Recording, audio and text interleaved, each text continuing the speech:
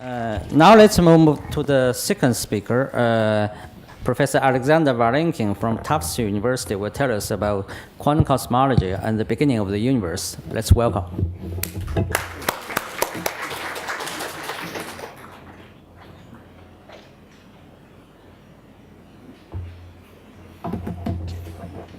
This.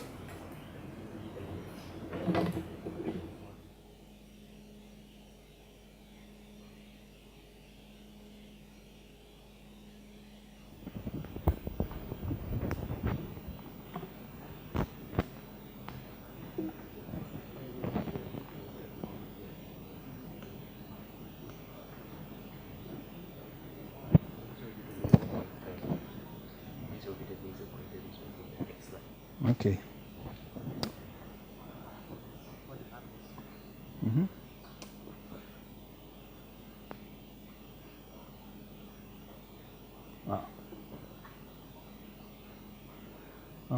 Okay.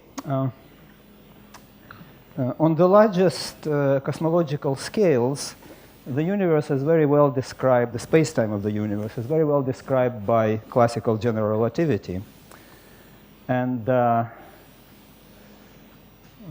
I would like to start with a very basic question about this classical universe. The question, I will get to quantum mechanics shortly. The question is whether or not the universe had a beginning. And if it did have a beginning, then what determined the initial state of the universe? In this talk, I'm going to argue first that there was indeed a beginning, and that we may be able to determine the initial state by applying quantum mechanics to the entire universe, that is, in the framework of quantum cosmology. I will also discuss some conceptual problems that arise in this approach.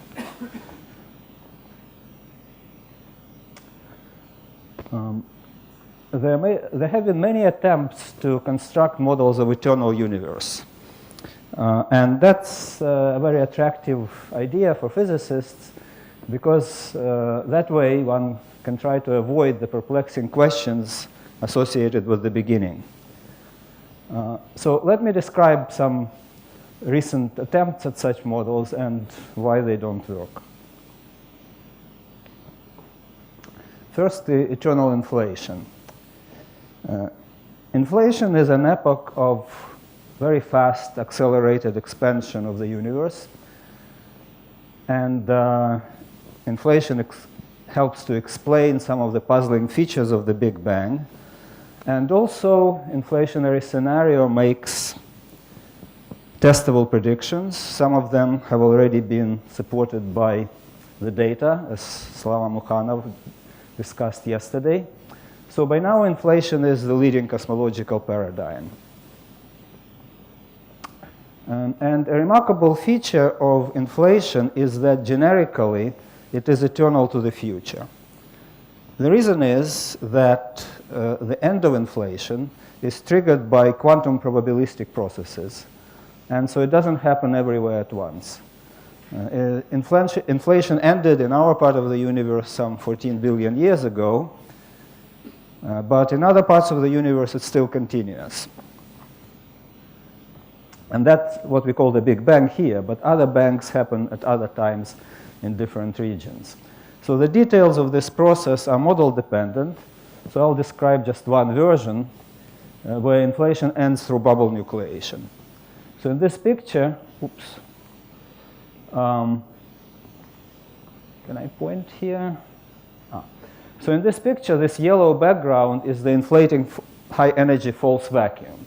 And it expands very rapidly, it drives inflation, and as this expansion goes on, spontaneously bubbles of the low energy regions like ours pop out and expand. So the green circles are bubbles, and these bubbles, even though they expand very fast, they rarely collide because the space between them expands even faster, and that makes room for more bubbles to form. So this process continues forever into the future. So this is eternal inflation. We live in one of these bubbles and can see only a small part of it. This picture naturally suggests the question of whether or not this could also be continued to the infinite past. And then we would have an eternal universe. This idea, however, runs into an abstraction presented by this incompleteness theorem. So if the universe is eternal to the past, we should be able to extend the world lines of all particles indefinitely into the past. In general relativity, the world lines is represented by geodesic lines. So if you can extend all geodesic lines indefinitely into the past, such a space-time is called geodesically complete to the past. The theorem makes the following statement, that if you have a space-time which is on average expanding, it is necessarily past incomplete. Well, generally you call the space-time is past incomplete if there is at least one geodesic that cannot be extended into the past. But here one can make a much stronger statement that all geodesics cannot be extended to the past indefinitely. They can only be extended for a finite amount of time, except perhaps a set of measure 0. And this indicates that such a space-time must have some boundary in the past, which is what we call the beginning.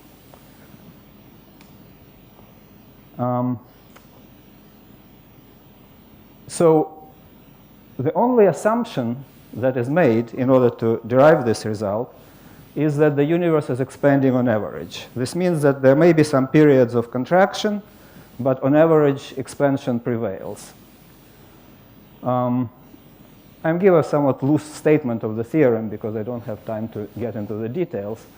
The theorem does not rely on Einstein's equations. You can have modifications due to quantum gravity or whatever else. And also, it doesn't rely on any properties of matter. It is a purely geometric statement.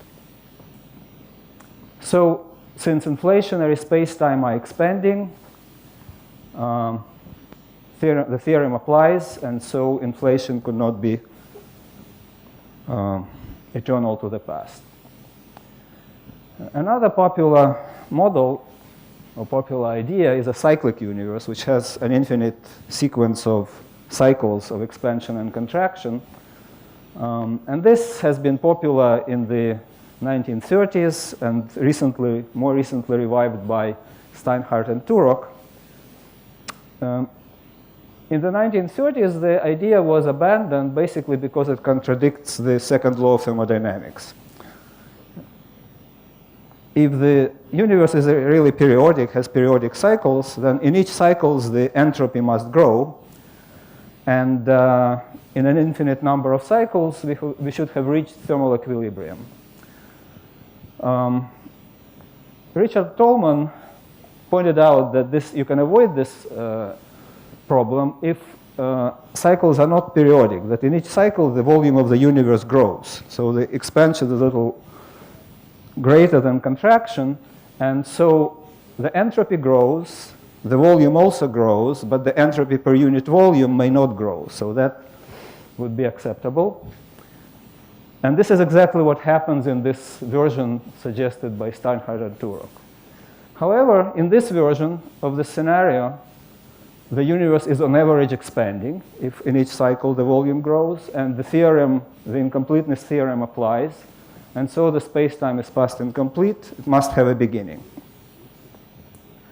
So the bottom line is that we have no viable models of a past eternal universe.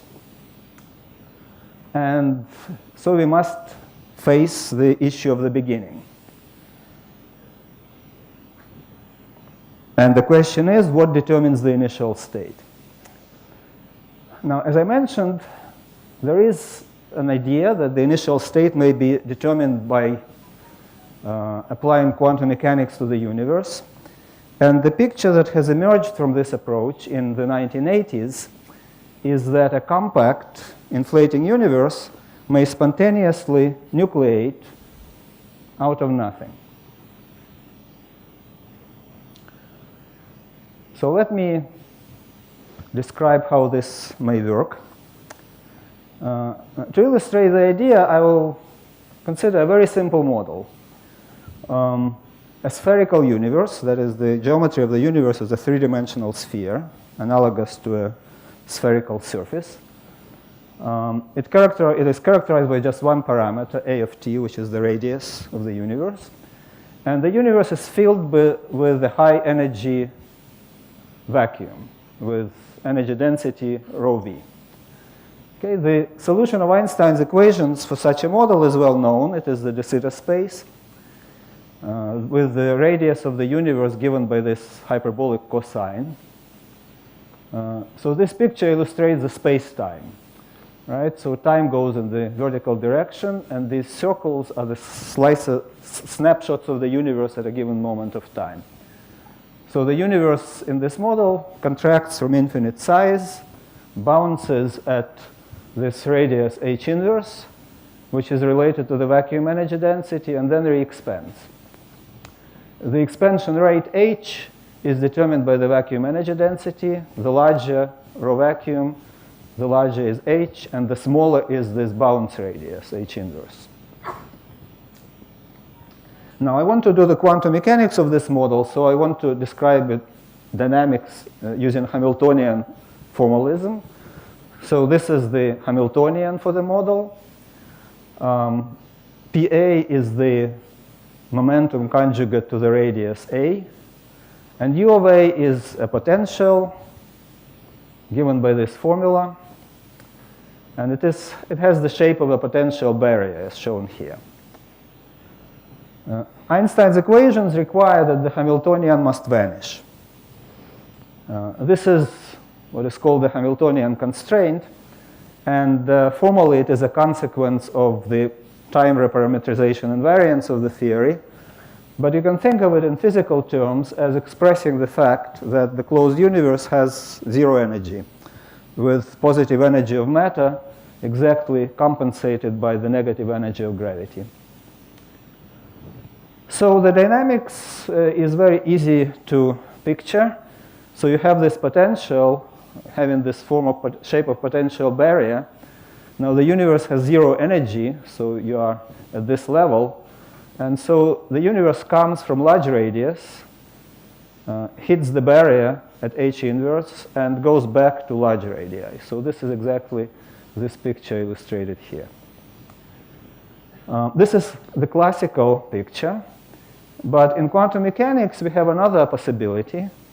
The universe could start having zero radius, that is, no universe at all, and it can tunnel through the barrier and materialize having radius h inverse, and start expanding right from that point. So this is the picture of a universe spontaneously being created out of nothing, where nothing is basically this state of zero radius and zero energy of matter and so forth. To describe this quantitatively, we do quantum mechanics. We describe the universe by a wave function, which in this case is a function of just radius a. The wave equation is h psi equal to 0, where h is the Hamiltonian. And in the Hamiltonian, we replace the momentum by a differential operator. So we get this equation. And this is what is called the Wheeler-DeWitt equation for the wave function psi of a. And in order to solve this equation, we need a boundary condition. So for a tunnel, if you want to describe this solution to describe tunneling, you require that at large A, the solution has only an outgoing wave.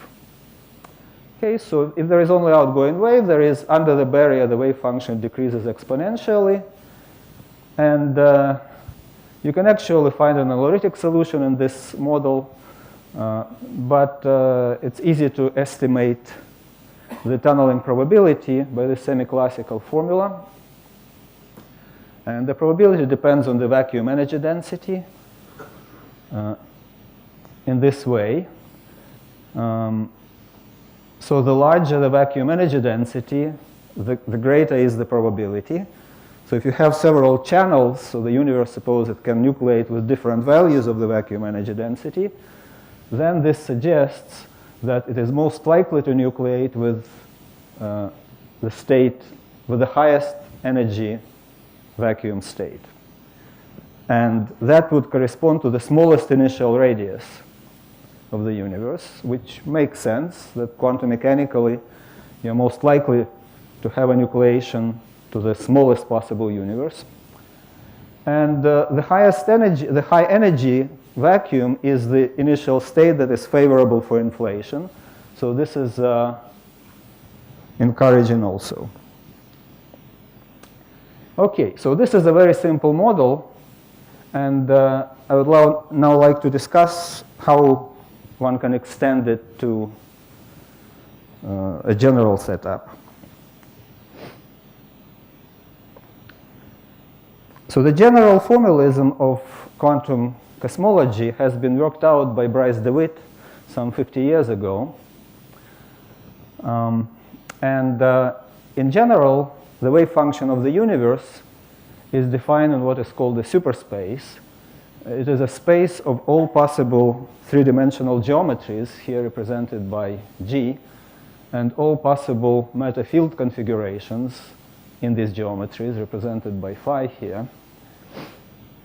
So we have this wave function, depending on G and phi, and it satisfies the Wheeler-DeWitt equation, h psi equal to 0, where h is the Hamiltonian operator.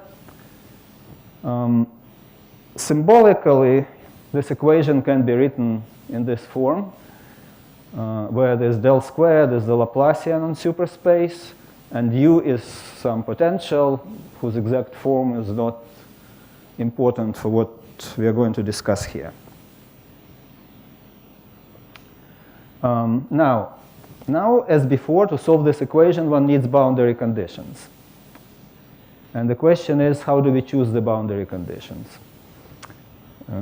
In ordinary quantum mechanics, the boundary conditions for the Schrödinger equation are determined by the physical setup external to the system. But here we have nothing external to the universe, so we cannot change the boundary conditions. So it seems that there is some unique choice of boundary conditions which should be postulated as an independent physical law.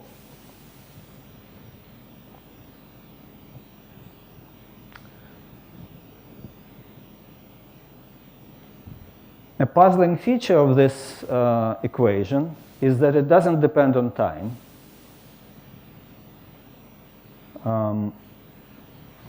So Bryce DeWitt, in his original paper on quantum cosmology, suggested the following way of thinking about it.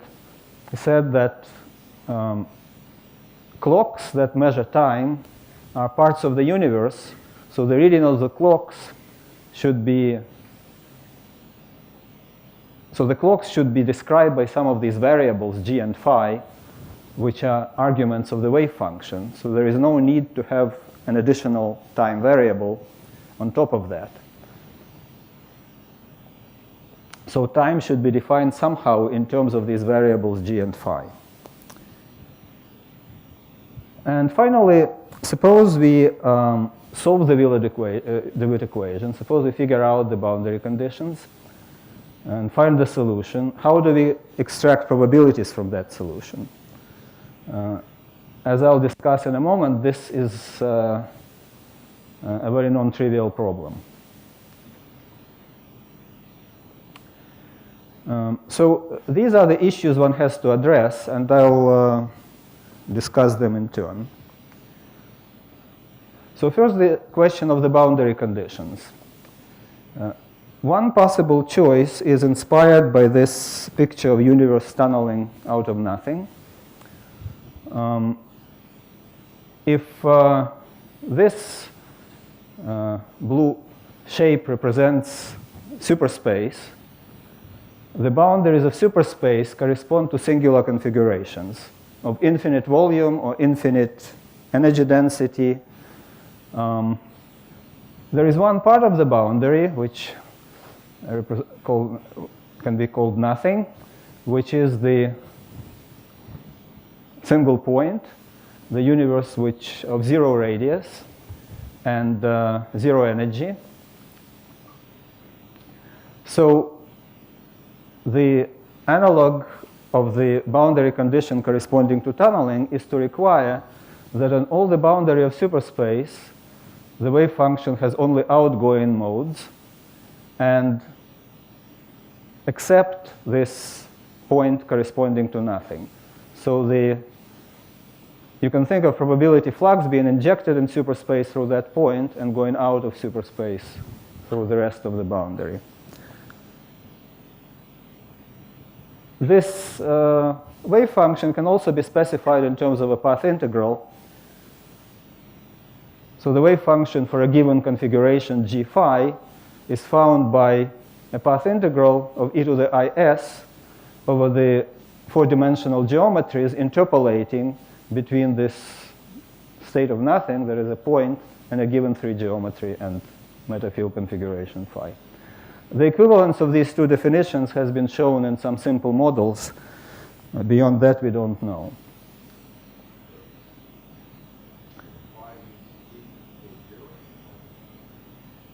Oh, you mean this thing? Well, this means that, yeah, that you have a point, the universe of zero radius, zero volume.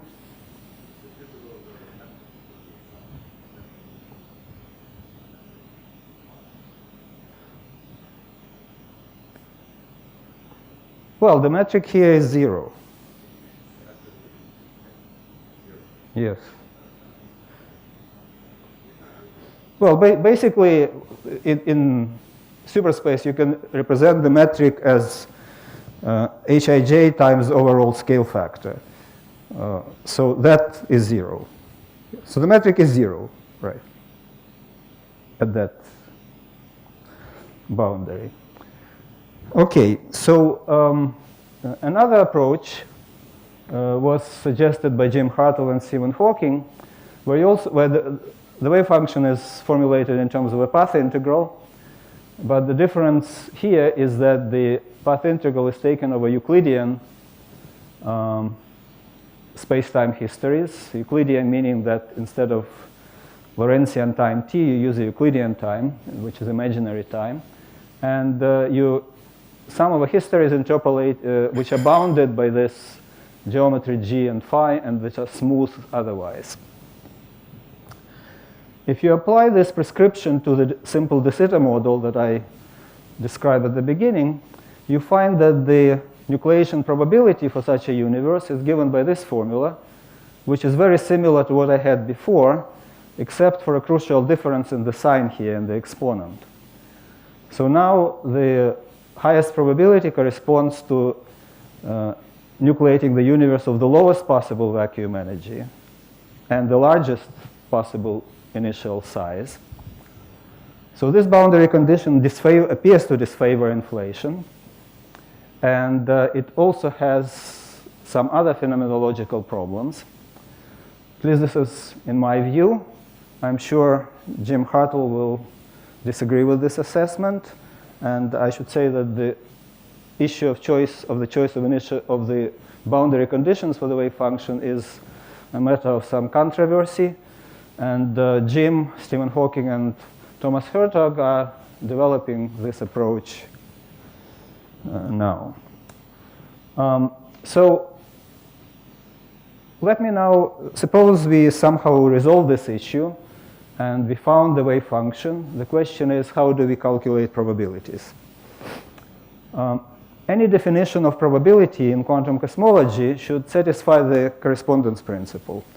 That is, it should reduce to classical general relativity and to ordinary quantum mechanics in appropriate limits. So the first thing that comes to mind is what I would call the naive approach, and that is to define probability as just like in ordinary quantum mechanics, being proportional to psi squared.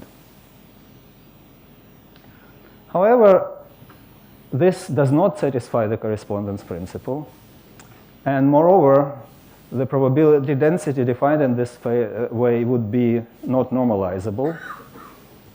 this integral of a superspace diverges. And that's actually not very surprising if you think in the sense that if time is included among the variables g and phi, then this integral would be analogous to the integral of a space and time in ordinary quantum mechanics, and that would, of course, diverge.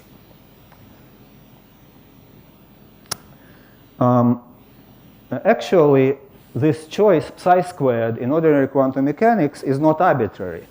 We know that this is the only choice that can be made because it is, psi squared is a component of a conserved current. And we want probabilities to be conserved, that is, add up to 1 at any time. So what one can do is try to use the conserved current for the Wheeler-DeWitt equation. I mentioned that the Wheeler-DeWitt equation has this form. And the Laplacian, when the metric in superspace has this signature with 1 minus and all pluses. So this equation is similar to the Klein-Gordon equation. And we know that Klein-Gordon equation has a conserved current. The same kind of current applies here. Divergence of this current is 0. And one can try to define probabilities using this current. That is, you choose some hypersurface in superspace and define probability on that hypersurface like this, where d sigma is the surface element. This definition would guarantee that probability is conserved. The integral over any surface in superspace would be equal to 1 if you normalize it to 1 over one of the surfaces. However, the problem with this approach is the same as one encounters in the case of Klein-Gordon equation. The problem is this probability is not positive definite because this j, unlike psi squared, this j is not positive definite.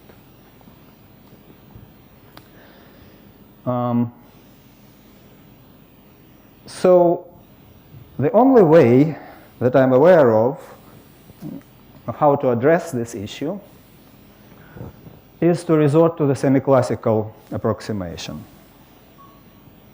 And this has been discussed by many people.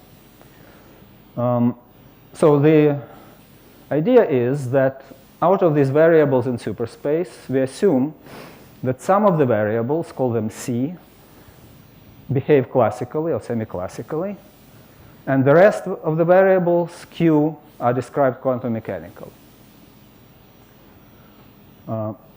We need some classical variables if we want, for example, to introduce time, because we know the clocks are classical objects that have to behave in predictable ways. If they're very quantum, they would go backward some of the time. So, and all measuring devices should be semi-classical. So this doesn't seem like a very strong requirement. And also, I want to assume that these quantum variables represent a small subsystem of the universe. So to the leading order, we can neglect their effect on the dynamics of the classical variable C. So then, the wave function of such a universe would be a superposition of terms of this form. There is a semi-classical WKB factor for the classical variables, and the rest, the quantum variables, are described by this wave function chi, which depends both on classical and quantum variables. So now we can substitute this wave function in the Wheeler-DeWitt equation and see what happens. To the leading order, one finds that the Wheeler-DeWitt equation simply reduces to the Hamilton-Jacobi equation for this action S. And the solution of this equation, S as a function of classical variables, describes an ensemble of classical universes. These universes follow the trajectories, which are gradient curves of this action S. So C dot is gradient S. So you have a congruence of world lines for these universes in superspace. So this is superspace. through each point of superspace you have a trajectory, and you can define the probability distribution on this ensemble of classical universes using the conserved current. Right? So this is the form that it takes. Moreover, one can find that in this case, this probability distribution is positive definite if you choose the hypersurface on which this distribution is defined in such a way that all trajectories cross this hypersurface in the same direction. So then these different hypersurfaces in superspace, which have this property, can be thought of, play the role of equal time surfaces. Okay, so in this approximation, the wave function of the universe reduces simply to a classical ensemble of universes, so it satisfies the correspondence principle. Now we go to the next approximation and look at terms linear in chi in this quantum wave function, and you discover that chi satisfies the ordinary Schrödinger equation, where HQ is the Hamiltonian for this quantum subsystem, and time t here is defined in terms of these classical trajectories.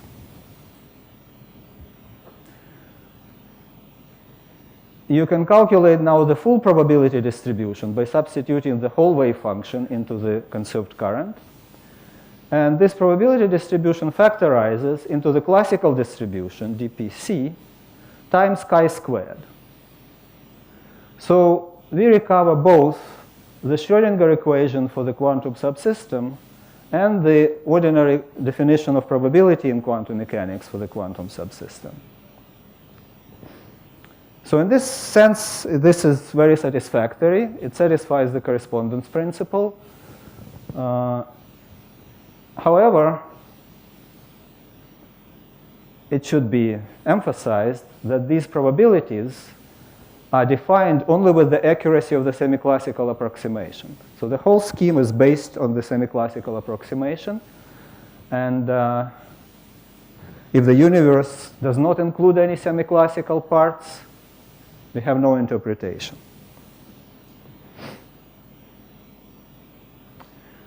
Now, this approach can be applied to inflationary cosmology, and I will not describe this in any detail, but just mention the results. So one can extend this model of a spherical universe by including a scalar field, which is involved in pretty much all models of inflation, with some potential v of phi. And then if one uses the tunneling boundary conditions for the wave function, one finds that the nucleation probability for the universe with a given value of phi is given by this formula, which is the same as I had before, but with the vacuum energy now replaced by the potential v of phi. So this suggests, this is derived assuming that v of phi is a slowly varying function. This suggests that the universe nucleates at the highest maximum of the potential v of phi. And also, if one includes the inhomogeneous modes of this field phi, one finds that this quantum field phi, the universe nucleates with the quantum field phi in its ground state. And these are just the right initial conditions for inflation, which are assumed, for example, in the calculations of the density perturbations that Slava described yesterday. Okay, so in conclusion, I argued that classical cosmology is incomplete without initial conditions for the universe, because we cannot construct models of an eternal universe. We can address this problem by, in the framework of quantum cosmology, where the wave function of the universe may be used to determine the probability distribution for the initial states. With the choice of the tunneling boundary conditions, one finds a wave function which favors the initial state suitable for inflation.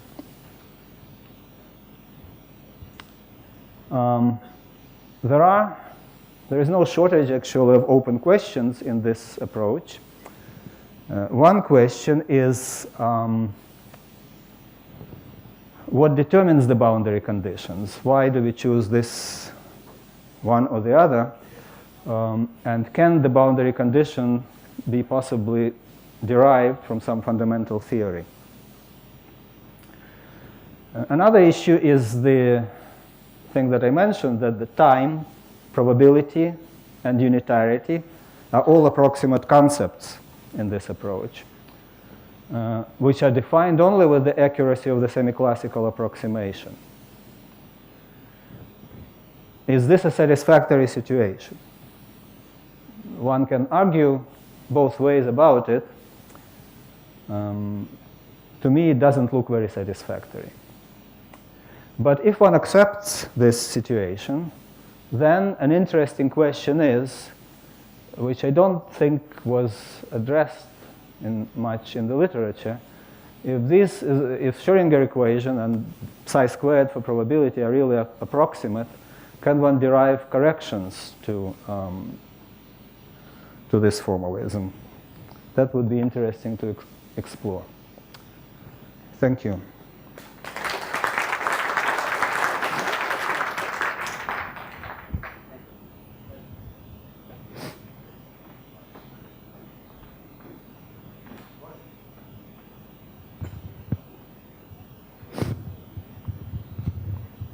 Alex, I still don't understand your boundary condition. When you wrote the a path integral over metrics and matter fields, you said that this lower limit was the empty set, or a space of which is one point. But it seems to me that I could imagine precise definition of that one point by taking an arbitrary compact manifold and scaling it to 0. And since there are an infinite number of compact manifolds, it looks like you get an infinite number of states that way.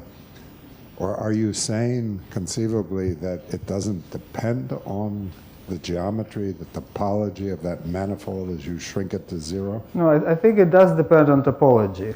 So I'm assuming here that the topology is trivial in the sense that it is That's a big assumption since there are infinite number of topologies in higher dimensions. And it only depends on the topology and not on the metric structure? Why is that? No, it does depend. You can represent a three-dimensional metric by a conformal factor times some metric with determinant equal to 1. Right? So basically, you assume that when you go in that direction in superspace towards that boundary, the conformal factor goes to 0, while the rest remains non-singular. So that's a very special class of of limits. Yes. But in principle, you agree there are infinite number of limits you might take to define your empty set. That's true. Doesn't seem to me as if you have a boundary condition, you have an infinite class of wave functionals. Well, look, it's we don't really know how to calculate this wave function in full generality. So you can do it in some models, for example, perturbative superspace, some models which include a finite number of degrees of freedom, where there was no problem defining these things. Whether or not they can be defined in full generality, I don't know. The question was, do you have one assumption, conjecture for a boundary condition for a wave functional, or you have an enormous infinity of such? Well, I think I specified one, which is, you said it was very special. Okay, so out of an infinity, you specialize one. You choose one. Okay. Yes, well, actually, I looked, for example, at the case of a toroidal universe. And in that case, the conclusion is that you run into contradictions when you try to start to use that as a sort of vanishing torus as an initial point, because basically the things like Casimir energy and other quantum corrections blow up. So it seems like a spherical universe is the one that... So what happens if you choose a spherical universe and you don't choose the flat metric and conformally scale it to 0, but choose something, a non-flat metric or an infinite number of No, I don't choose flat. I use a spherical. No, you use a round metric, right? And then you scale over the overall. No, you scale. can choose. You can choose not necessarily. You can choose as ellipsoidal metric, so you can have any deformation. And they all give the same path integral.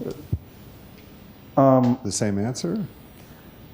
They do. For example, if you choose an ellipsoid, you discover that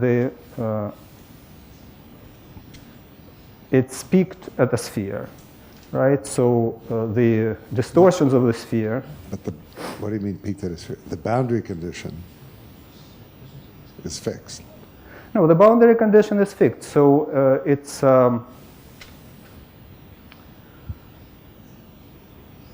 when you take the limit of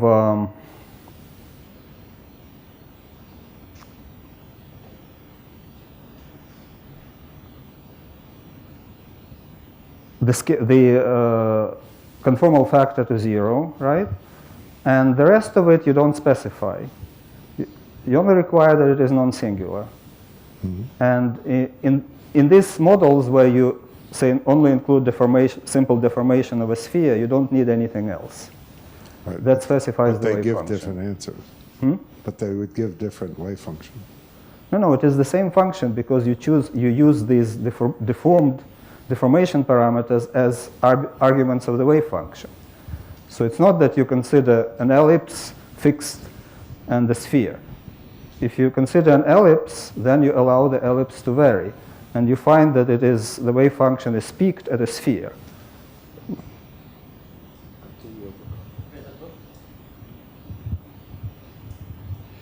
Could it not be possible that the question whether the universe has a beginning is observer dependent? If one observer uses a different metric than another observer, for instance by adding a conformal factor, then for one observer an infinite amount of time has elapsed from the beginning, and for another observer there is a beginning. So religious observers may have a beginning and non-religious observers have no beginning, and we're all happy. So you are saying that if you act on a metric with a conformal factor, then the universe which is non-eternal may become eternal and vice versa. That of course is true, but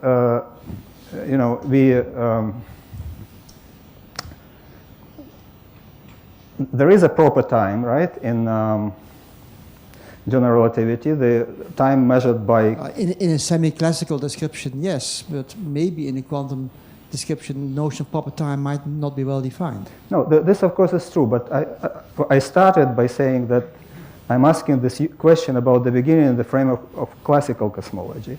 So if I'm assuming the universe is classical, and I ask whether or not this classical universe that we know had a beginning in time.